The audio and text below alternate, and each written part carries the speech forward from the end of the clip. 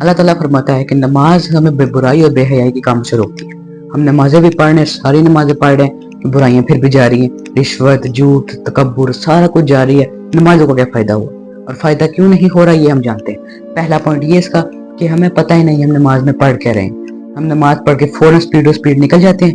ہمیں پتہ ہی نہیں آپ نے اللہ سے دعا کیا کی ہے، ہم اللہ سے کیا طلب کر رہے ہیں. عذاب والی آیت آتی ہے، ہم اس میں بھی مسکرا کے پڑھ رہے ہوتے ہیں اس آیت کو.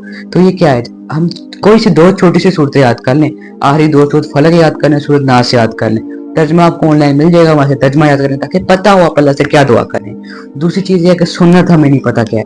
ہمیں نماز پتہ ہی نہیں کس طرح پڑھنی ہے، ہماری تکبیر کہاں جا رہی ہے، نبی پاک نے کس طرح فرمایا تھا، رکوع ہمارا کس طرح جا رہا ہے. مطلب ہماری نماز کے فرائض پورے طریقے سے ادا نہیں ہو رہے، ہماری سجدہ کبھی غلط ہو رہا ہے. جب تک نماز آپ کی ضرورت ہو گئی نہیں تو اثر کیسے کرے گی؟ ٹھیک ہے. تیسری چیز یہ کہ ہمیں کیا کہتے ہیں وضو کے فرائض نہیں پتہ. وضو میں صحیح وضو میں ہوتا ہے کہ آپ کا پورا چہرہ گیلا ہونا چاہیے، بازو سارے گیلے ہونے چاہیے، ہمارا تھوڑا سا رہ جاتا ہے. جب وضو ہی نہیں ہوا تو نماز کیسے ہوگی؟ نماز ہوئی نہیں تو اثر کیسے ہوگا؟ ٹھیک ہے. اور اگلی بات یہ کہ ہمارا نماز میں دھیان نہیں ہوتا. ہم نماز پڑھ رہے ہیں، ہمیں پتہ ہی نہیں کیا کوئی ساتھ ہم نماز پڑھ رہے ہیں، ہمیں ذہن میں اپنا ہم نے تصور کیا ہوا ہے کوئی کاروباری آدمی ہے وہ حساب لگا رہا ہے، کھاتا کلیئر ہوا نہیں ہوا. کوئی اسٹوڈنٹ ہے وہ پیپر کی تیاری کا سوچ رہا ہے میں نے کیا کرنا ہے. جب تک آپ کا ذہن سامنے آپ کے رب کے سامنے نہیں نہ جائے گا تب تک آپ کی نماز اثر نہیں کرے گی.